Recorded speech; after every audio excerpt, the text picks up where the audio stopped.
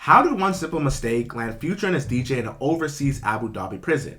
The song 56 Nights by Future may sound familiar, but what if I told you the backstory behind the song rarely gets any attention? You see, on January 13, 2015, Future's DJ Esco returned to his home country of the US of A.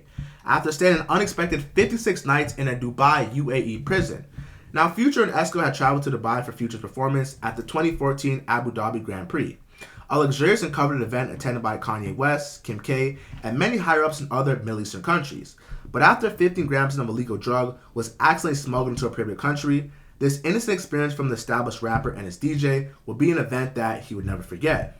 After DJ Esco was in prison in Dubai for being caught with 15 grams of weed in a suitcase at an airport. Rewinding back to 2014, Future was buzzing the streets of Atlanta, growing very fast commercially. Now with products like Monster, Beast Mode, Honest, Future was pretty much building a name for himself, and as Fat Joe said, yesterday's price is not today's price. The Atlanta rapper was in Europe, capping off his last show in New Amsterdam. Now considering that Future's last show was in New Amsterdam, him and his crew wanted to attend the Red Light District. While partying in Amsterdam, Future, Esco, and his crew attended multiple cafes which, if you know Future, had the loudest of the loud, aka That Zaw, and many other nightclubs in the area. Now, if you know anything about the Red Light District, aka the Pleasure District, it's an urban area known for its prostitution, sex-oriented businesses, stag shops, adult entertainment, as well as nightclubs, strip clubs, and adult theater. The idea of getting high and gaining some pleasure, Esco went to Amsterdam for his birthday, which was coincidentally around the same time. Future was spontaneously booked for a show in Abu Dhabi, and they would land with the mindset of doing the show and leaving the next day.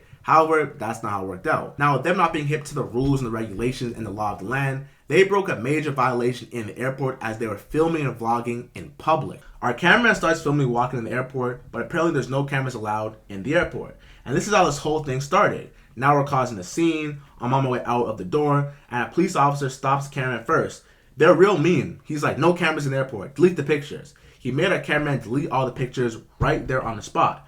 After he did that, I was like, damn, he's gonna do something. Like, shit, man, like, we really got him riled up. But what's even crazier is that the Emirati police became more interested in who DJ Esco was and told him that if you can show me a picture of you on the internet with someone famous, I will let you go. Now here's where DJ Esco's modest and humble DJ personality came to bite him in the ass, because he had no pictures with Future, the Migos, any of the popular Atlanta rappers that we know during that time, and he was just scrolling through the internet and couldn't show anything of him, and the police thought he was lying, and they threw him in the hole. Esco explained how the Emirati police badgered this cameraman to delete all the videos and pictures in the airport. And even after so deleting everything, they still followed him, posing the questions, who are you and what do you do? Esco politely informed him that he was a DJ and a producer here for the Grand Prix, but he didn't want to tie Future's name to the situation because we know hip-hop is with snitching, and it really had nothing to do with Future. After this time outside the cameraman, everybody had left, and Esco was wheeling around all 20 of these bags in the airport, and they didn't care that all 20 of his bags weren't his. They just wanted to put something on him because they believed that he broke a law and they wanted to hold him responsible for something. Then he was like, I want to check all these bags.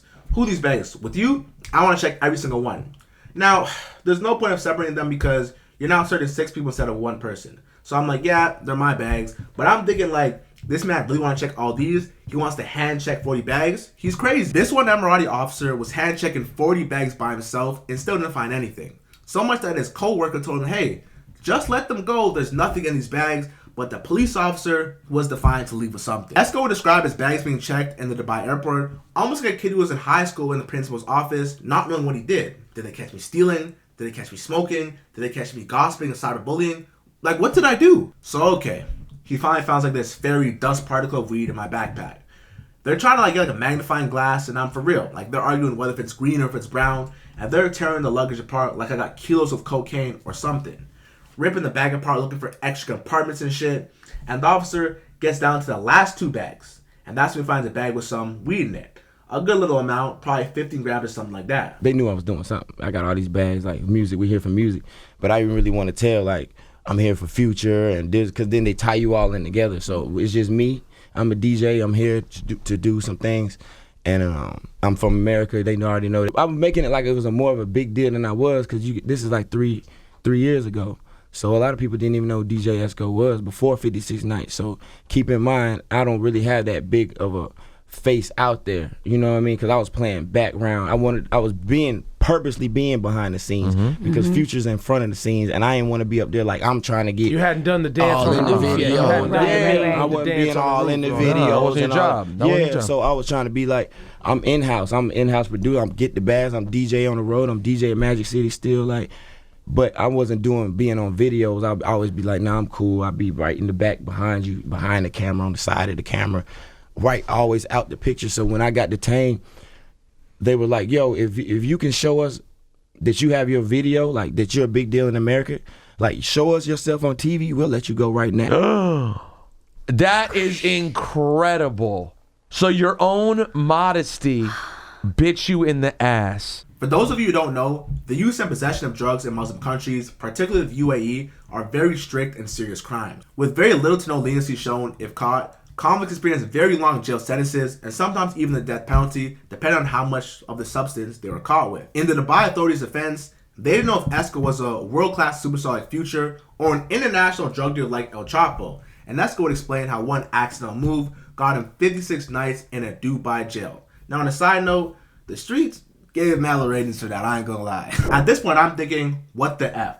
I didn't know weed was there, and second, I didn't know what the hell they was gonna do. Because once they seen some weed, they went crazy. You would have thought it had a bomb, and there was 10 seconds left, and the road was gonna end if they didn't get every officer up there. But I'm not scared yet because I'm still thinking the worst case scenario.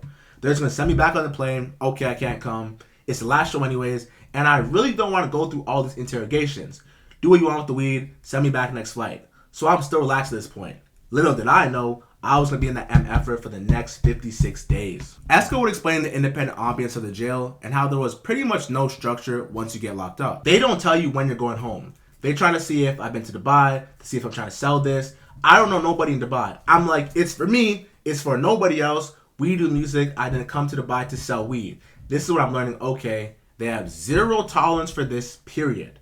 They're really acting like this is the biggest drug in the world. And that's when I was like, okay, this might be serious. Esco would quickly learn in a few days there that the MRI judicial system was far different than the American system. In America, once you get arrested, they read your Miranda rights, you have the right to remain silent, anything you do or say can be used against you in the court of law, and you understand how it works. Now, at least in America, they appoint you a public defender if you can't afford a lawyer. But in Dubai, there isn't any fair counsel. There is no judge, no jury, and they assign you to a prosecutor, and the prosecutor can pretty much do whatever they please with you and make their decision. Even when they arrested him at the airport, they spoke no English, so all you could hope for was a translator. Esco was speaking English, and they would respond back in Arabic, almost taunting because they knew he was a foreigner and couldn't really understand the language, purposely making his stay in jail even harder.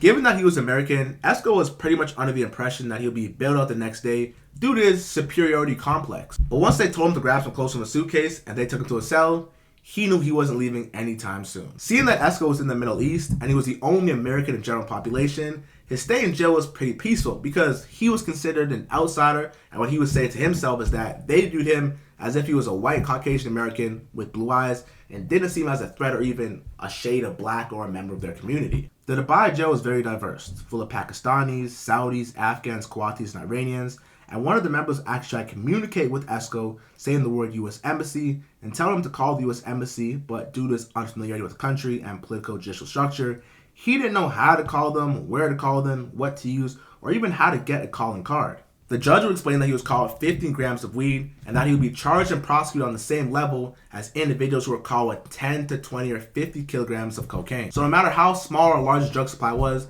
they were just trying to send a message. You get a piece of paper and the paper is in Arabic. I still don't know what exactly it said till this day. But I'll go find somebody who could read Arabic and knew a little bit of English. And it said something along the lines of, you gotta go to court on such and such date and you've been charged with drugs. It could have been cocaine, it could have been heroin, it could have been marijuana. And they treat it all the same over there.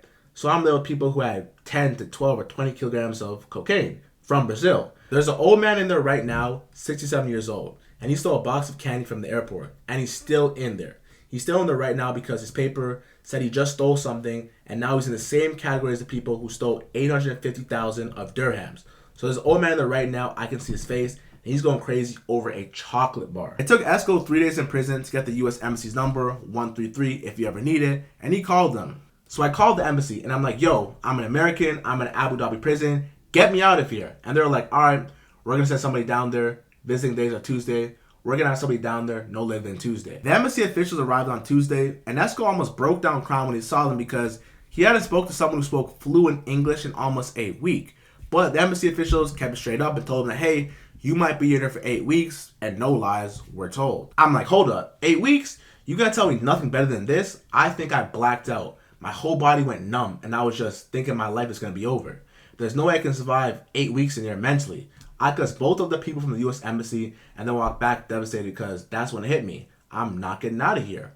Every night I was having dreams, then I was doing something else. Then I'll wake up back in jail, and waking up used to be the worst. Although in California we have the Blood and the Crips, in Dubai, it was a bit differently. They had the Arabic side versus the predominantly African side, and let's just say racial tensions were at an all-time high. Since Esco was a foreigner, he was neutral, so he made sure to interact with both sides equally. Esco would explain how he met a Taliban member who fell asleep when he was supposed to detonate a tank against the USA, and when the US caught him, the CIA tortured him for 40 days and 40 nights, sometimes with no clothes and a deep cold, but he never gave up a name. So he became a very dedicated hero respected in Abu Dhabi, Dubai. In jail, Esco met people from all walks of life. The drug dealers, the murderers. He even met people from Cameroon and didn't even know they spoke French. As well as he found out what Islam was and the 5 pillars of Islam. As well as praying 5 times a day, which is a part of the Muslim culture. Esco would explain how his 8 weeks went by faster once he got a great growing relationship with the warden. To make a long story short, the warden blessed me. He took a liking towards me and taught me things about Islam, and we ended growing our own relationship. He's the one who ended up helping me. My lawyer told me it might be 6 months, a year, or 4 years. I was sitting there in the days after my lawyer left, thinking about what I'm gonna do for the next year or whatever in here. And the warden came in and was like, it's not on my job description. I really don't care about your case, but I've come to like you as a person. I'm not supposed to do this, but I'm gonna call your prosecutor. And I couldn't even give the U.S. Embassy to call the prosecutor. I was sitting in there in the days after my lawyer left, thinking about what I'm gonna do for the next year or whatever I'm in here. And the warden came in and was like, it's not on my job description, and I really don't care about your case, but I've come to like you as a person. I'm not supposed to do this, but I'm gonna call your prosecutor. I couldn't even get the U.S. Embassy to call the prosecutor. The warden said, give me 10 minutes and I'll let you know. He called me and was like, hey, I just talked to your prosecutor. I think you might be going home in a week. I gave him this big ass hug, and the inmates, they're not used to seeing that. They can't even see an inmate give the warden a hug. I called my mom. I was like, Mom, I think I'm gonna have good news. The warden just did me a whole favor, and she was like, I knew it. Everybody been praying. We've been on an up and down roller coaster. I was supposed to be there for Thanksgiving, and then we thought I was gonna be home for Christmas. Subscribe to Jared Star. Make sure you watch my latest video on the addiction that ruined NBA Youngboy forever. Go give it a watch. Let's get it.